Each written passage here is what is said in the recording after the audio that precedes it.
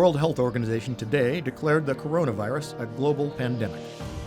The virus has prompted more than 1,500 schools to close, impacting more than 1 million students. Experts expect the number of known cases to continue to rise in the coming days as millions of people in Illinois live under a new normal. I first heard about COVID-19 in February of 2020, and I heard through the news.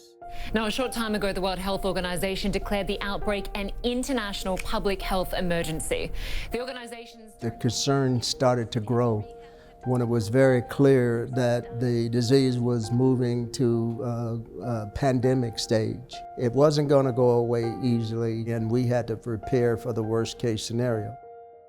And I remember vividly, I was getting my car driving to Indianapolis for the Big Ten tournament, our basketball program. They were over there practicing, getting ready to compete, and to being told that, I'm sorry, this thing has been called off.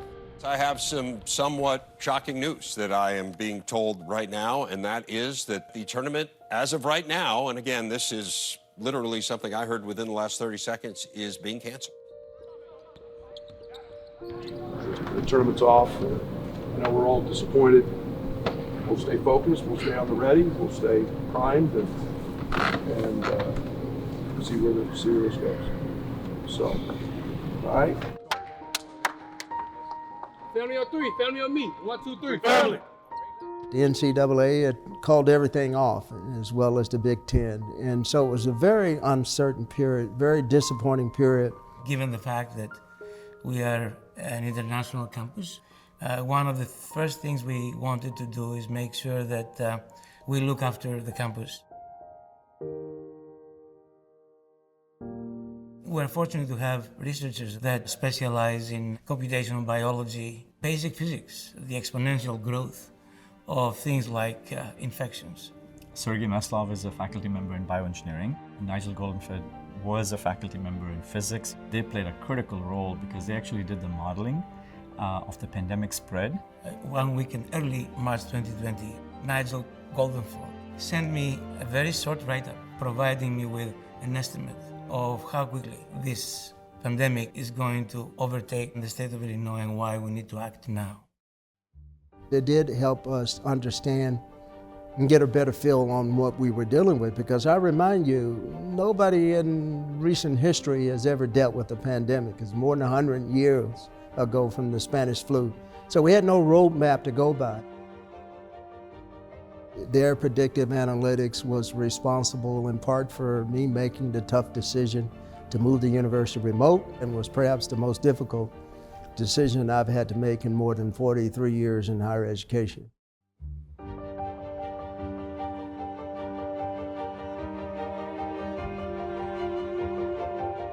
I told the President Quilin, we need to talk to the governor. And he didn't hesitate.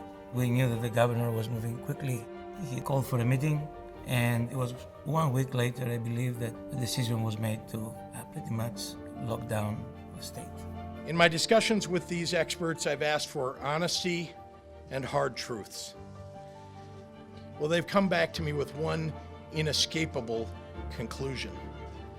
To avoid the loss of potentially tens of thousands of lives, we must enact an immediate stay-at-home order for the state of Illinois. It was a big decision to be able to suggest that to the governor, right? That, hey, you should actually close the state. And their advice was backed by data and by modeling of the data that existed at that time, and their projections came true. I was in a unique position where I was here for most of my freshman year, and I felt that I was kind of finally finding my place until all of a sudden we were sent home. We were having a good time with it at first, and then I think it finally started to hit that we weren't going to be coming back, and we didn't know when we would be.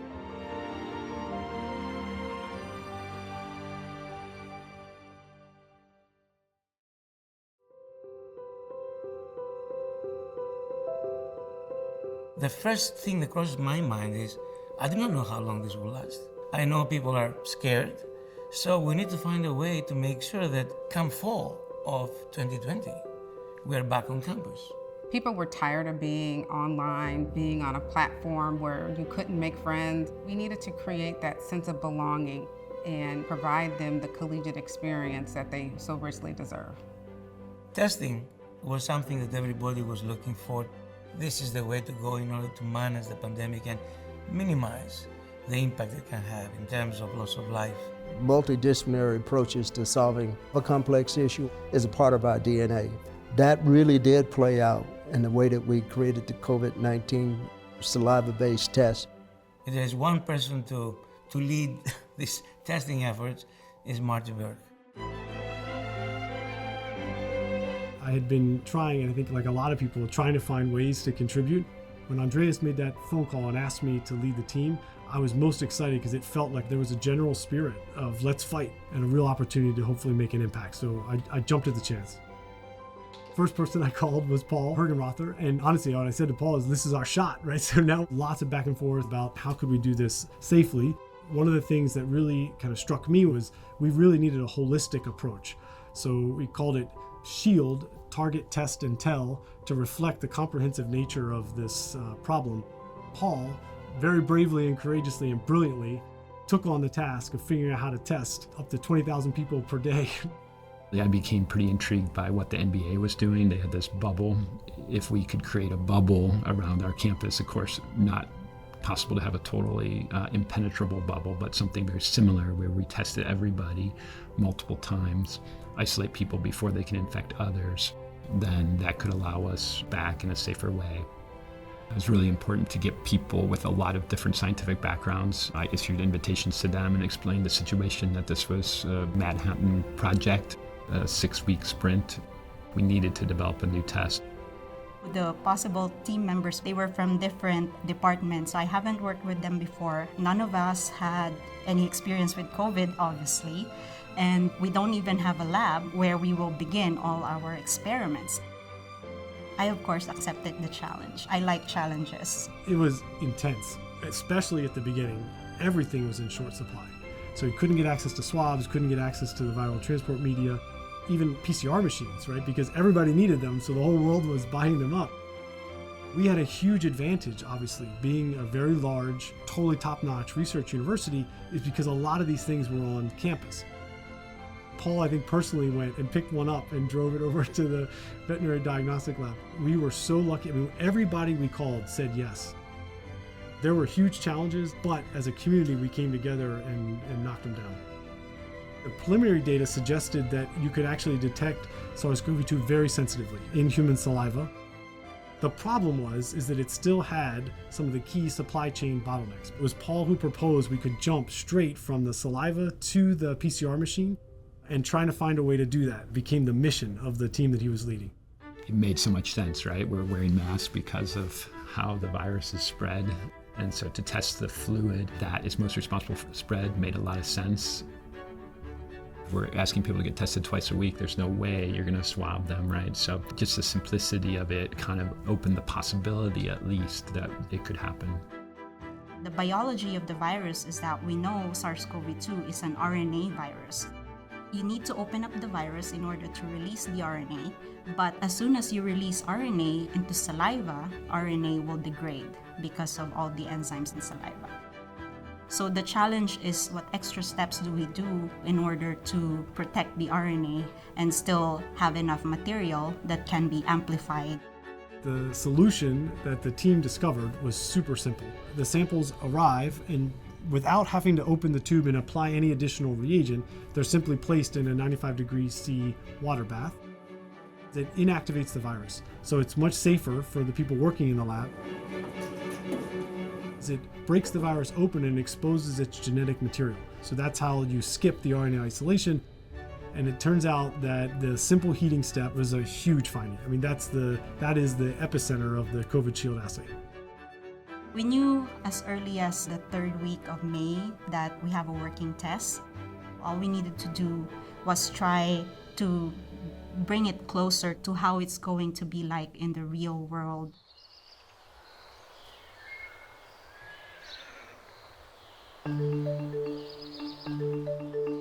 Our veterinary diagnostic lab is the only state lab in the state of Illinois that does zoonotic viral disease testing.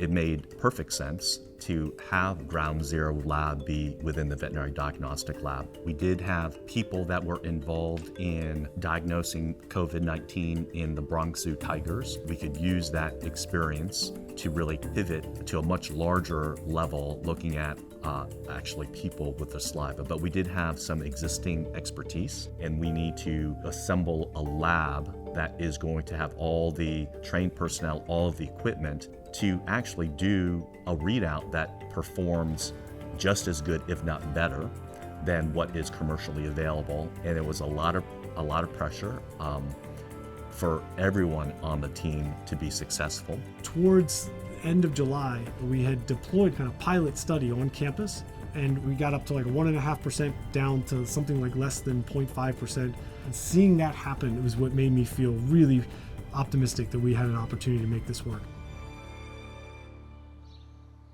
Once we had something, we need to start thinking about logistics, envisioning these open air tents on campus for testing. We found about 18 sites to administer 10,000 tests a day, 7 indoor sites and 11 tents that we set up across campus. We came from it not having the research and laboratory background, so it was definitely a challenge and something new for us to tackle. Paul Hergenrother would visit all of our testing sites and provided really great feedback because he, as you can imagine, was very invested in making sure that we were doing a good job of administering the test and providing quality saliva samples to the lab so that they could get good results. I have to hand it to Laura and her team because that has been amazing. I mean, if you had to wait more than a minute, that would be a record. So very, very smooth operation, and they were able to start that from scratch. The confidence was high. If you combine wearing masks, plus staying distant, plus twice per week testing, plus digital exposure notifications, all that together predicted we would be in really strong shape. We want to be able to provide the notification for the results to all the right people. There was the Safer Illinois app. Being able to have an app which provides the results back on our phones became a critical part of the entire ecosystem. You could not gain access into a building unless you showed your Safer Illinois app and it said access granted. And so that's just one step that meant that you were in compliance with the testing. The app had gotten approved by the App Store literally up till like a week before, I think, when the students were coming back. It was incredibly intense, but it was done. We had done everything that we could to be ready, and all the data suggested those things were going to work. I'm outside the State Farm Center where there's a line of people outside the doors waiting to get tested for COVID-19. But who's funding this at the university, and how much does it cost per test? It's $10 per test at this point, and it's being completely covered by our university. So in the summer of 2020, nobody knew how we were going to get this under control. That made us a very important example in the country to keep an eye on. If Illinois can pull this off, maybe others can as well. And so there was a lot of excitement, there was a lot of hope. Here we go, University of Illinois. Classes start today. I have successfully replicated my desk here in my home office, also known as my guest room. 你只需要向工作人员出示你的校园 ID 卡，并自行收集1毫升的唾液至试管内，再将其递交给工作人员，便可完成检测。 And Lorena and I are right now driving to go get our COVID testing today. Be safe, y'all. It's super fast, it's free, and I believe results come back within 5 to 24 hours. The email with my test results came approximately 8 hours after I got my test completed, so pretty darn fast. I feel safe on this campus because of these tests. If we didn't have this system, I don't know if I would feel as safe. One of the most important things we did was stay adaptable. When things weren't working, we pivoted and got them to work again. Everyone who's on campus at the start of the fall semester should be tested, and that they should be tested twice a week. We were told that we should prepare for 10,000 samples per day. We were receiving as much as 17,000, 18,000 samples per day. The first day that we offered the test, we had 99 samples. Second day, we had 237 samples, and then we were in the thousands. That created stress on the system. If we test everybody twice a week, we can on average find them half a day before their infectiousness peaks. That means that we need to get their results very quickly for that impact to matter. If you take a test and you don't get results for 3 days, that test was worthless. We had 3 shifts of teams working 24/7 for 6 days a week. On Sunday, it was 2 shifts. You talk about being so inspired by your teammates. They spent the night in the veterinary diagnostic lab, coming in at like 3 a.m. to help process samples as fast as possible before they started arriving again at 8 a.m. It was all in, full court press, everybody doing everything they could. We started to get a lot more automation, more people, more shifts, and we got through it. We were very eyes wide open about the fact that the students were going to bring coronavirus back, and we knew that was going to be an especially challenging time. We saw that something was wrong within the first couple of weeks. Turns out that we very much underpredicted the number of cases that would happen. Now, Nigel's team also predicted the number of people who would come to campus infected, and they were almost directly on. The problem was that we were seeing people who had tested positive testing again within a day or two. They should have been in isolation. We knew there were parties that had happened. A few bad choices in the wrong setting can lead to super spreader events. So we had a really tough week and a half where we saw some of that. Because we were testing everybody fast and frequently, we saw it immediately, literally on the way up. Right away, we, had very well-defined lockdowns in order to contain the spike. There's always going to be some outliers. Not everybody took it seriously.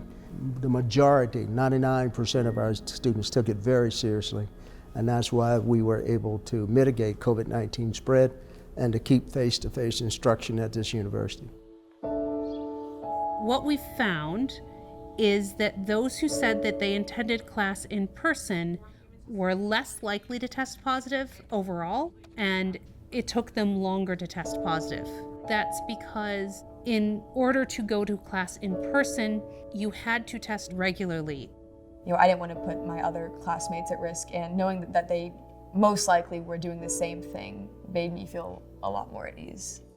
By looking after yourself, you also look after your community.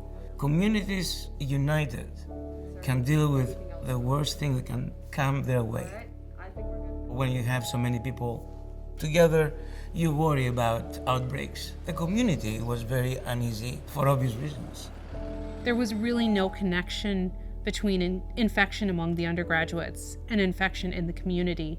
In fact, what we saw was spread from the community to the faculty and staff.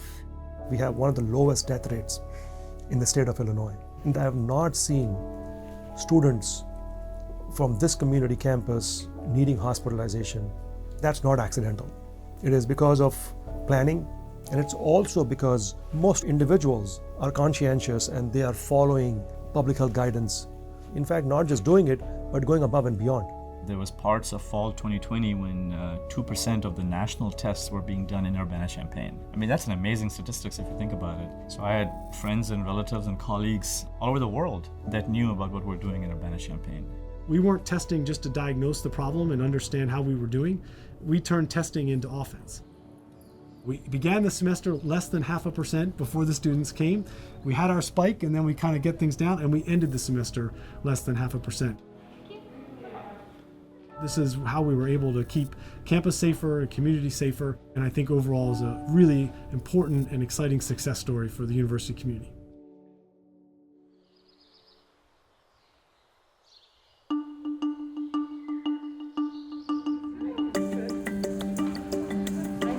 Today here at the University of Illinois, we are giving the COVID-19 vaccines, and we've given about 150 today so far. It's been a great day, and I'm really happy to be a part of it.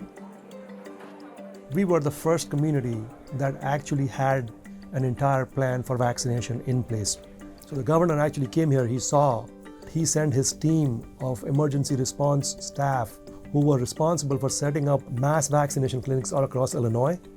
And they stayed here for 2 days just to see our operation and to learn from it. That was then replicated in multiple communities across Illinois. We have an excellent partnership with the University of Illinois. We work together, as you can see, in this event, and we worked together in the past on several other events, and just trying to make sure that we get the community what we need and we're serving the community. Oh, you didn't hurt me at all. Well, thank you. I think if we had not done the saliva testing ecosystem here, the pace at which we would get vaccinated on campus would be very similar to what we see around the rest of the country. We have become a much more responsible community. But why should the University of Illinois, being the land-grant university, be the only one benefiting from our test? Our scientists shared what they were doing with other scientists in other universities, because that's what they do. They share. We were an example that you could stay open and stay open safely. And this was, I think, one of the most important things we were able to contribute. We've been helping lots and lots of different schools and colleges and local communities, and there have been places around the world.